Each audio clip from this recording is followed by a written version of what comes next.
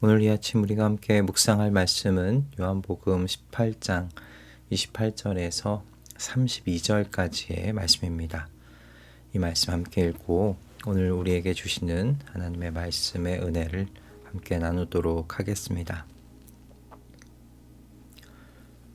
사람들이 가야바의 집에서 총독 관저로 예수를 끌고 갔다. 때는 이른 아침이었다. 그들은 몸을 더럽히지 않고 유월절 음식을 먹기 위하여 관저 안에는 들어가지 않았다. 빌라도가 그들에게 나와서 당신들은 이 사람을 무슨 일로 고발하는 거요? 하고 물었다. 그들이 빌라도에게 대답하였다.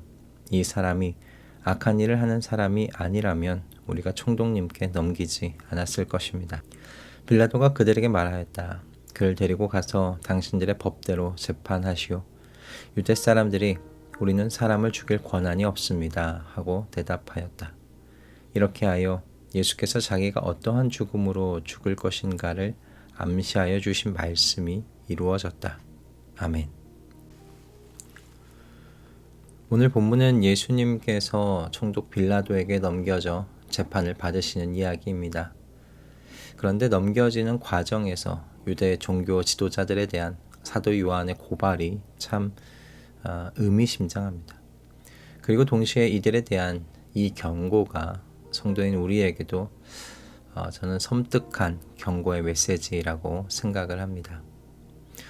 오늘 본문을 보시면 유대 종교 지도자들의 모습에 대한 사도 요한의 고발이 이렇게 나오고 있습니다. 그들은 예수를 가야바에게서 총독 관저로 끌고 갔다. 때는 이른 아침이었다.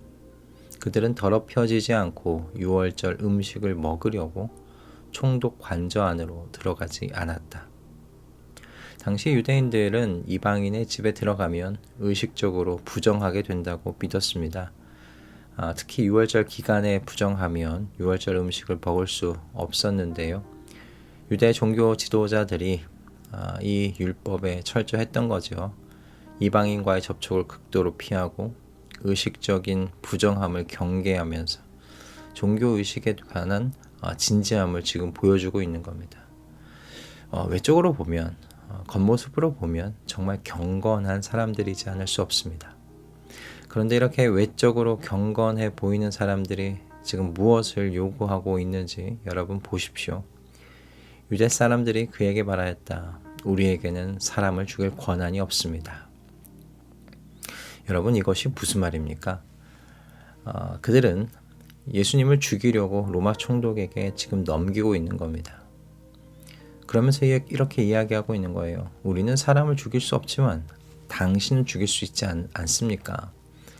당신 로마의 사형 집행권을 지금 우리를 위해서 사용해 주십시오. 지금 이렇게 요구하고 있는 겁니다. 명백한 살인 계획이죠. 그렇다면 이 유대인들이 사형을 요구할 만큼 예수님에게서 뭔가 구체적인 혐의를 찾은 것이라도 있는가? 29절과 30절을 보시면 구체적인 혐의도 찾은 것이 없다는 것을 우리가 알 수 있습니다.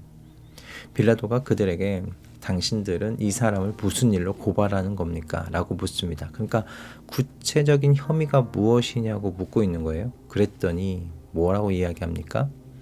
이 사람이 악한 일을 하는 사람이 아니라면 우리가 총독님께 넘기지 않았을 것입니다. 라고 답하고 있습니다.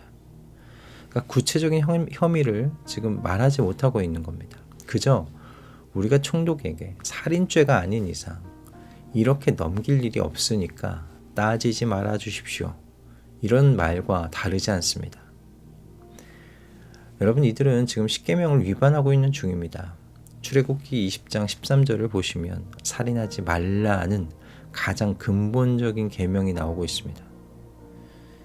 이래서 28절에 그들은 몸을 더럽히지 않고 유월절 음식을 먹기 위하여 관저 안에는 들어가지 않았다라는 이 말씀이 이들의 위선적인 모습을 고발하고 있는 거죠. 의식적인 정결법으로 그 작은 법은 지키려고 애쓰면서도 살인하지 말라는 근본이 되는 큰 계명은 지금 어기고 있기 때문입니다. 외적으로 더럽혀지지 않으려고 총독 관저에도 들어가지 않던 사람들이 지금 무죄한 사람을 죽이려는 살인 의도를 품고 있지 않습니까? 유월절 어린 양을 먹으려고 열심인 사람들이요, 참 유월절 양이신 예수 그리스도를 죽이려고 하고 있다. 정말 아이러니하지 않습니까? 여러분, 예수님께서 마태복음 23장에서 이런 종교적인 위선을 강하게 경고하셨어요. 마태복음 23장 23절에서 24절 말씀입니다.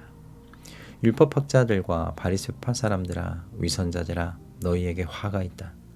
너희는 박하와 회향과 근처의 11조는 드리면서 정의와 자비와 신의와 같은 율법의 더 중요한 요소들은 버렸다. 그것들도 소홀히 하지 않아야 했지만 이것들도 마땅히 행해야 했다. 눈먼 인도자들아, 너희는 하루살이는 걸러내면서도 낙타는 삼키는구나. 여러분, 이런 모습의 율법학자와 바리새파 사람들을 향하여 우리 혀를 끌끌 찰 필요는 없을 것 같습니다. 왜냐하면 우리에게도 이런 모습들이 나타나고 있기 때문입니다. 주일 예배 출석 잘 하시고 11조 헌금 잘하고 새벽 기도, 성경 읽기, 교회 봉사 열심히 합니다. 그리고 이런 모습을 보여주는 사람들에게 우리 어떻게 이야기합니까? 참 믿음 참 좋으십니다. 그렇게 이야기하지 않습니까? 그런데 여러분, 내면은 어떤가 하는 겁니다. 형제를 미워하고 있지는 않은가? 시기와 질투는 품고 있지 않은가? 다른 사람을 정죄하고 판단하지는 않는가? 여러분, 하나님께서 정말로 원하시는 것이 무엇인지 미가서 6장 8절에 잘 나와 있습니다. 너 사람아, 무엇이 착한 일인지를 주님께서 이미 말씀하셨다. 주님께서 너에게 요구하시는 것이 무엇인지도 이미 말씀하셨다. 오로지 공의를 실천하며 인자를 사랑하며 겸손히 내 하나님과 함께 행하는 것이 아니냐. 여러분, 호세아 6장 6절에도 잘 나와 있죠. 내가 바라는 것은 변함없는 사랑이지 제사가 아니다. 불살라 바치는 제사보다는 너희가 나 하나님을 알기를 더 바란다. 여러분, 경건의 모양 중요합니다. 중요하지 않은 것이 아닙니다. 여러분, 틀이 없는데 어떻게 내용물을 담을 수 있겠어요? 그러니 경건의 모양 너무 중요합니다. 그러나 그렇게 좋은 틀을 만들어 뒀다면 그 안에 채워 넣을 내용물에도 신경 써야 하지 않겠습니까? 그러니 오늘 우리의 내면을 점검하는 아침이 되셨으면 합니다. 하나님께서 원하시는 것은 형식뿐만 아니라 여러분, 내면의 순결인 줄을 믿습니다. 의식이 아니라 진실한 사랑을 하나님께서 원하시는 줄을 믿습니다. 그러니 형제와 화목하시는 하루 되시길 바랍니다. 이웃과 화목하시는 하루가 되시기를 바랍니다. 미움을 내려놓으신 하루가 되시기를 바랍니다. 상하고 통회하는 마음으로 하나님께 나아가시는 하루 되시기를 바랍니다. 그래서 참된 경건을 회복하는 하루, 내면의 순결을 추구하는 하루, 형제를 사랑하는 하루로 이 한날을 복되게 채워 나아가시기를 주님의 이름으로 축복합니다. 할렐루야. 기도하겠습니다. 주님, 유대 지도자들의 종교적인 위선을 오늘 말씀을 통하여 보여주셨습니다. 그런데 그 모습이 제 안에도 있습니다. 사람들 눈에 보여지는 외적 모습은 신경 쓰지만 사람들의 눈에 보이지 않는 내면은 버려두는 저희들의 모습이 여기에 있습니다. 그러나 주님은 저희의 중심을 보시는 분이십니다. 저희의 중심을 보시는 주님의 눈에 저희의 내면이 순결함으로, 사랑에 충만함으로, 상하고 통회하는 심정으로 보여지기를 소원합니다. 오늘 하루 저희의 내면을 살피고 세워가는 승리하는 하루 되도록 주님 지도하여 주시옵소서. 예수 그리스도의 이름으로 기도드립니다. 아멘.